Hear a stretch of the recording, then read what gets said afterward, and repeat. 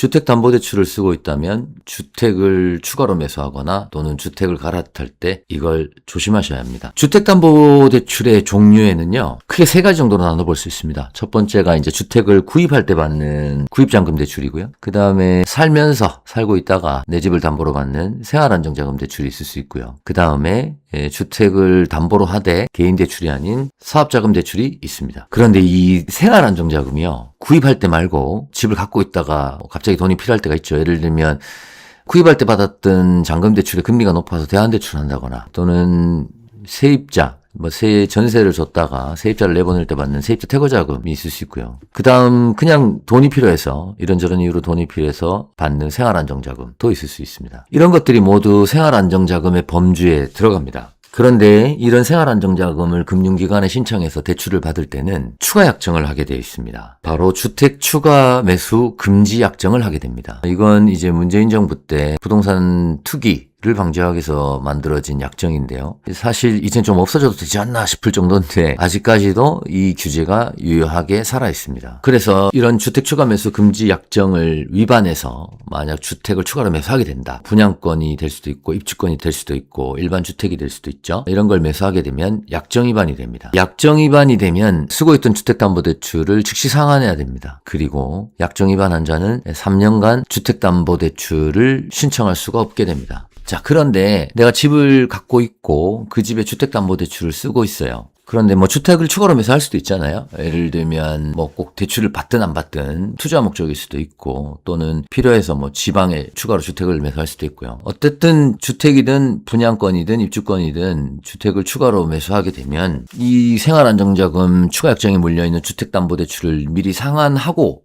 매수를 해야 됩니다. 그러면 특별히 문제가 되지 않습니다. 근데 이런 경우가 왕왕 문제가 됩니다. 예를 들면 생활안정자금 대출을 쓰고 있는데 이 집을 팔고 다른 집으로 옮겨갈 때 이럴 때가 자주 문제가 됩니다. 보통 그런 경우 19건은 매수하는 집의 잔금과 매도하는 집의 잔금일을 동시에 맞추는 경우가 흔하죠. 그런데 간혹 이런 경우가 있습니다. 매수하는 잔금일이 매도 잔금일보다 빠른 경우가 있습니다. 대표적으로 집을 옮겨가기는 옮겨갈 텐데 구입하는 집을 먼저 잔금을 좀 해서 인테리어를 하고 들어간다든가 또는 매도인의 사정상 잔금일을 좀 땡겨야 한다든가 이런 경우들이 있습니다. 이렇게 해서 어쩔 수 없이 매수 잔금일이 매도 잔금일보다 빠르면 문제가 됩니다. 생활안정 추가 약정에는 주택을 추가로 매수할 수 없다라는 약정이 들어가 있고 이 상태에서 매수하는 집의 잔금 대출을 먼저 신청해야 되기 때문에 금융기관에 신청을 하게 되면 금융기관은 이 추가 약정이 있는 상태임을 확인하게 되면 이 대출이 같은 날 상환되거나 또는 먼저 상환되지 않으면 주택잔금 대출 실행하는 것이